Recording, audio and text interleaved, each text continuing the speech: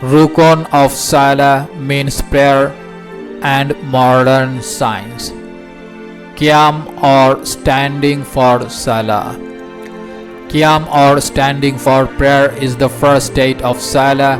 At this time the body remains completely still. As a result, the following benefits are achieved. 1. There is in Hadith Sharif, when the Salah worshipper starts reciting the Qiraat, he should recite it so loudly that he himself can hear it. Therefore, during the recitation of the Quran, the light scattered from the verse of the Holy Quran flows into the entire body of the Salah worshipper, which increases the immunity of the body sufficiently. 2. By standing, the body feels an utterless peace. 3. As a result of standing and reciting the Holy Quran, the person in prayer is surrounded by spiritual light. As long as he remains in this state, he is enveloped of invisible rays of light in the terms of scientific language. 4. If the person stands for 45 minutes every day as he stands during the Salah, then a kind of energy is created in his brain and veins. Moreover, through this, the immune system of the body also increases. 5. Through Qiyam, standing in Salah, the back part of the brain is strengthened, and by this it is possible to escape from such an incurable disease which destroys the balance of the human body. Women tying their hands on chest. When women regularly tie their hands on chest, a kind of pure heat enters the body and increases energy in the muscles. And this is where the children's food is preserved. Moreover, placing the hand on the breast also creates a great effect on the milk of a lactating mother. So, as a result of this, spiritual light accumulates inside the children, by which such a picture is drawn inside them, due to which his mind and thoughts also become enlightened. Current medical science has proved that when women tie their hands on their chests and focus deeply on Allah, a special type of light is created, which according to Dr. Darwin is light blue or white in color. It keeps coming and going inside their body. As a result, her body's immune system increases and she never gets cancer.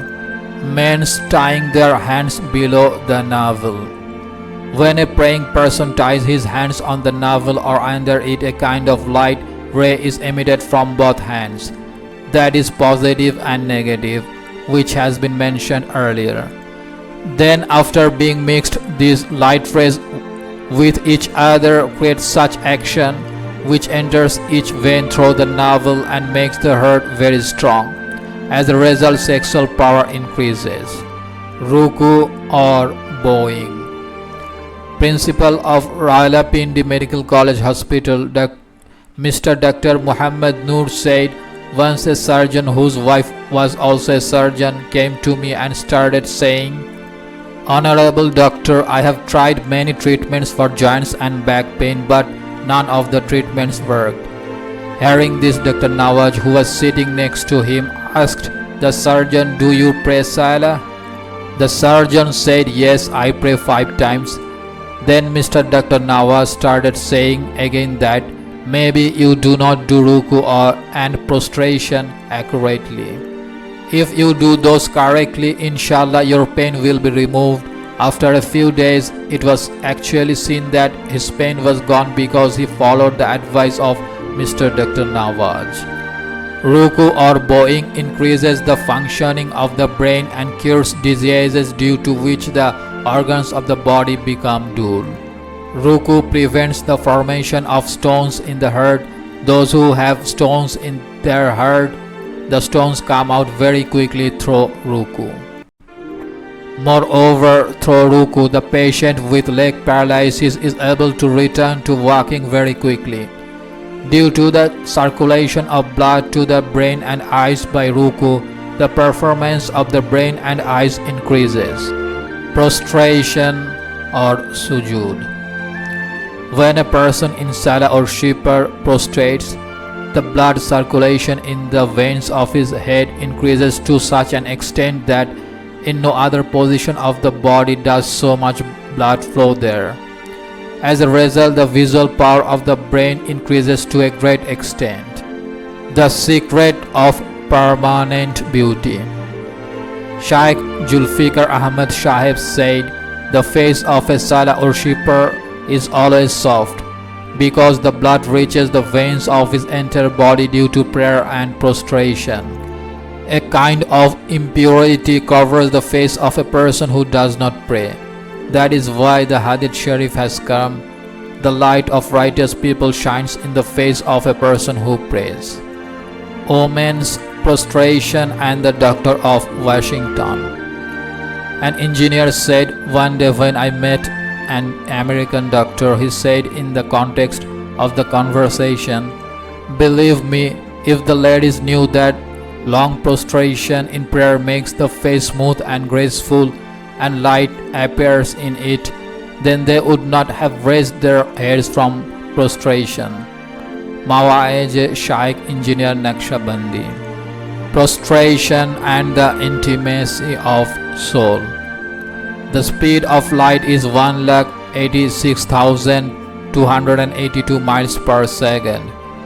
When a praying person puts his head on the ground in prostration, the rays inside his brain merge with the ground. As a result, the speed of the brain becomes the speed of light. Moreover, at this time the soil absorbs the pressure caused by excessive thoughts in the brain. As a result, the praying person is freed from the heavy pressure of thinking unknowingly. In addition, through prostration, the bond of the servant is established with the sole greatest creator of the universe, Allah Ta'ala. The spiritual power increases to such an extent that all the veils are removed from his face and the image of the invisible world is revealed.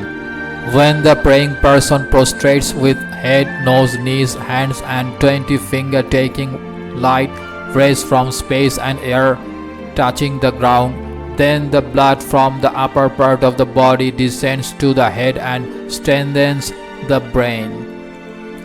To give salutation.